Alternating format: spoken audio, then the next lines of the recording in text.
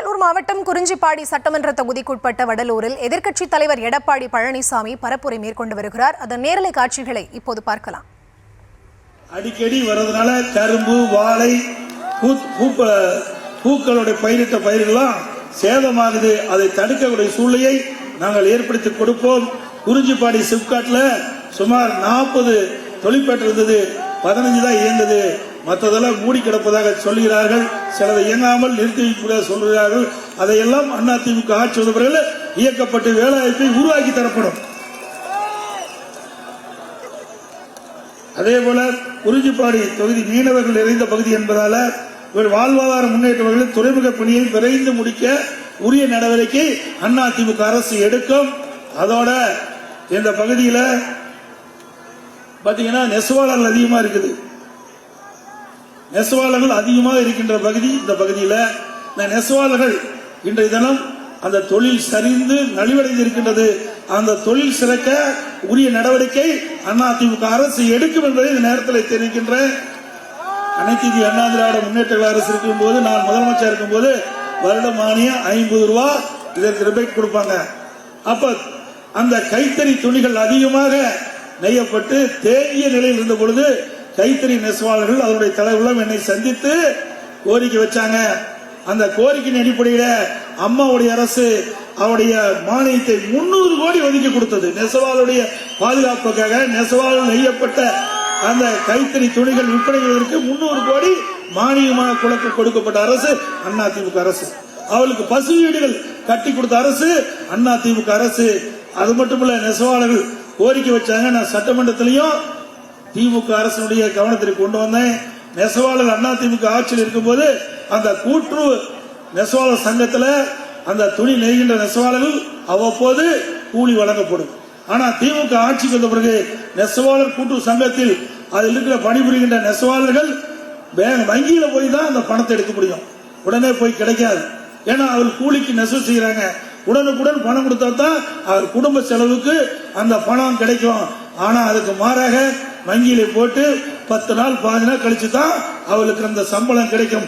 அந்த நிலையம் அதிமுக ஆட்சி அவர்களை மாற்றி ஏற்கனவே அதிமுக ஆட்சியில் அவளுக்கு தினந்தோறும் நெய்கின்ற ஏற்றவாறு கூலி வழங்கப்பட்டது. அது தொடர்ந்து வழங்கப்படும் என்ற செய்தி இந்த நேரத்தில் தெரிவிக்க விரும்புகின்றேன்.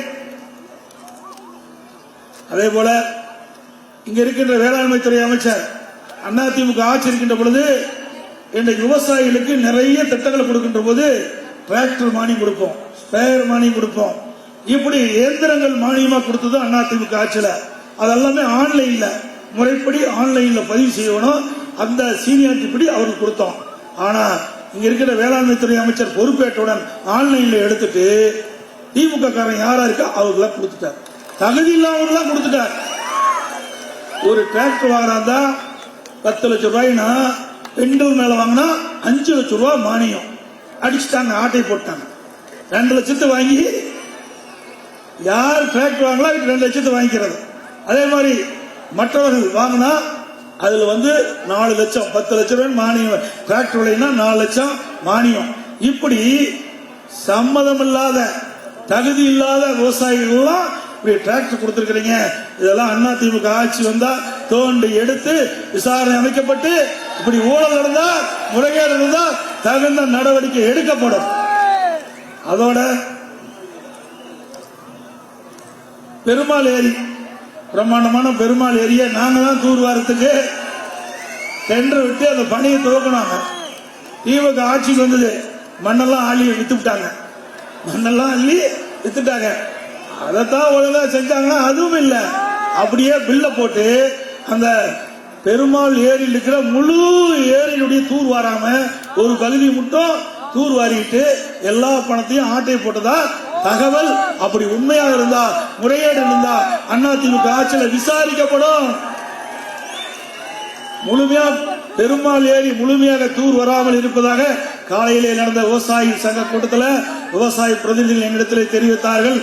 அதிமுக ஆட்சி வந்த பிறகு அதில் தூர் வராத பகுதியை மீண்டும் தூர்வாரி அதிக நீர் பிடிக்கக்கூடிய அளவுக்கு செய்வோம் என்பதையும் இந்த நேரத்தில் தெரிவிக்க விரும்புகிறேன்.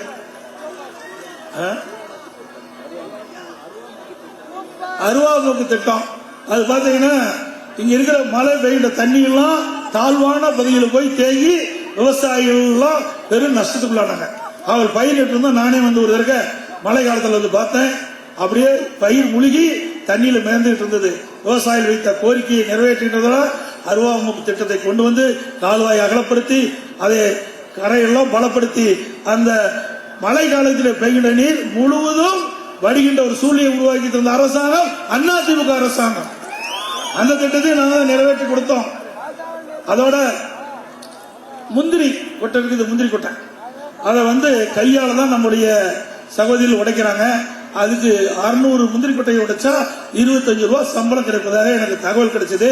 அதை உடைக்கின்ற போது அதனுடைய கை முட்டி தேய்மானம் ஆகுது. இதனுடைய கவனத்தை கொண்டாந்தாங்க.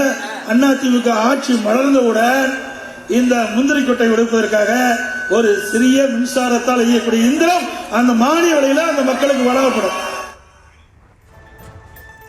கடலூர் மாவட்டம் குறிஞ்சிப்பாடி சட்டமன்ற தொகுதிக்கு உட்பட்ட வடலூரில் எதிர்க்கட்சித் தலைவர் எடப்பாடி பழனிசாமி தேர்தல் பரப்புரையில் ஈடுபட்ட காட்சிகளை நேரலையில் பார்த்தோம்.